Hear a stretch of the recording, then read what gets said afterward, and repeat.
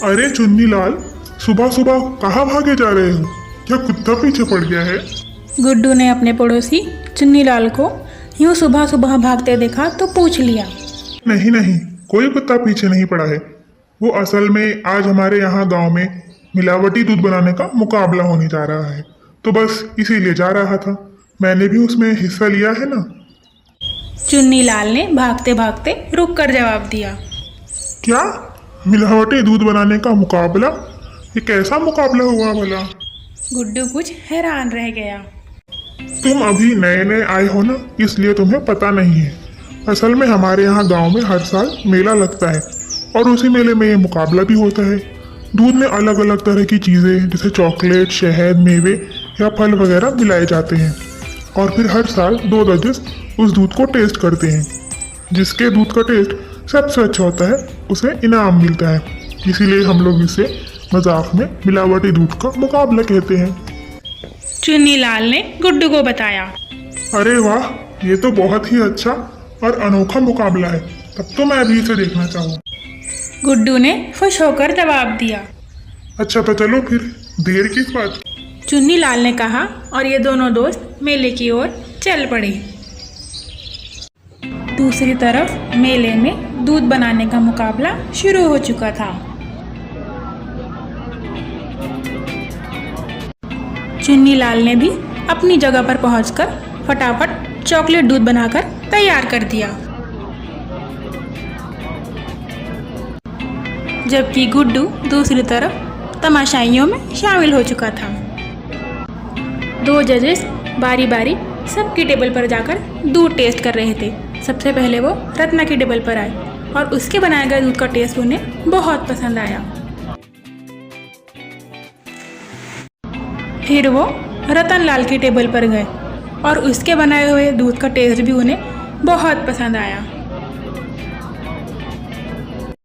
फिर सबसे आखिर में वो चुन्नीलाल की टेबल पर आए। अरे ये कैसा दूध बनाया है तुमने? एकदम बेकार स्वाद है इसका। इतना बुरा दूध तो मैंने कभी आज तक नहीं पिया। दूध चखने के बाद दोनों जजेस में से एक ने कहा। अरे मगर ऐसा कैसे हो सकता है? मैंने तो बहुत अच्छा दूध बनाया था। चुन्नीलाल इस बात से उदास हो गया।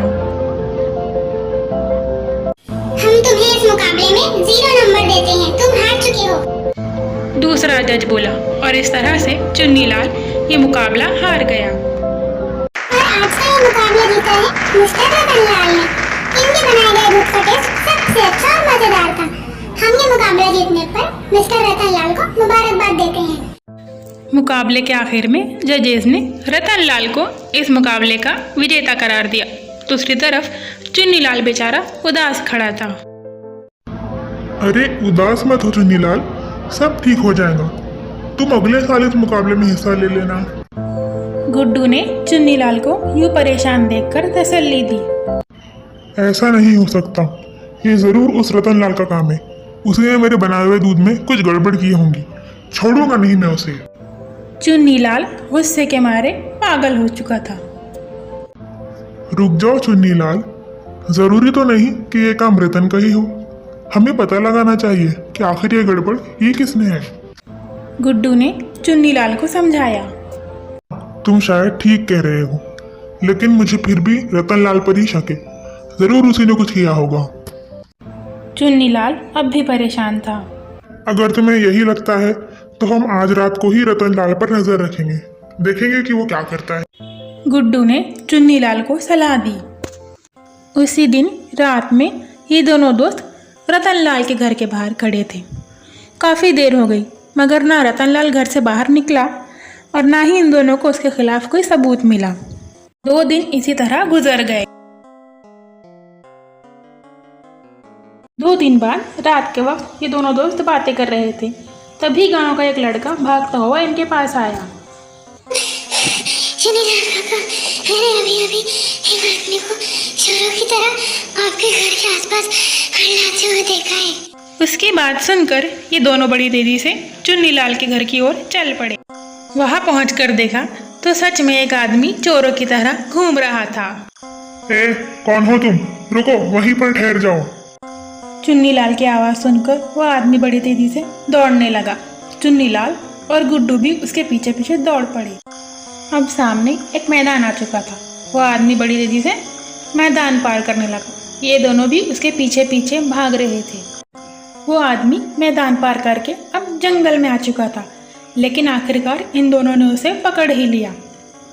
इन दोनों को देखकर वह आदमी डर गया और कुछ छुपाने की कोशिश करने लगा। जब गुड्डू ने उसकी तलाशी ली तो उसके पास से एक चॉकलेट का पैकेट निकला। अरे ये तो वैसा ही पैकेट है जैसा उस दिन मुकाबले में मेरे पास था। चुन्नीलाल ने वो चॉकलेट का पैकेट देखकर कहा, हाँ ये वही पैकेट है। दरअसल मुकाबले से कई दिन पहले मैंने तुम्हारी दुकान से 5 किलो दूध खरीदा था, लेकिन उसके पैसे नहीं दिए थे। फिर जब मुकाबले से एक दिन पहले तुमने मुझसे पैसे वापस न करने पर पुलिस की धमकी दी, तब मैंने तुमसे बदला लेने के लिए ये खेल खेला। तुम्हारे घर से अच्छी वाली चॉकलेट चुराकर ये एक्सपायर्ड और खराब चॉकलेट वहाँ रख दी, और मुकाबले वाले दिन तुम्हें जल्दबाजी में इस बात का पता नहीं चल सका और तुम वो मुकाबला हार गए।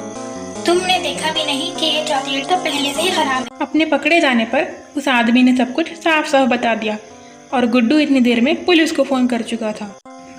और इस तरह से वो आदमी पुलिस के हाथों गिरफ्तार हो गया।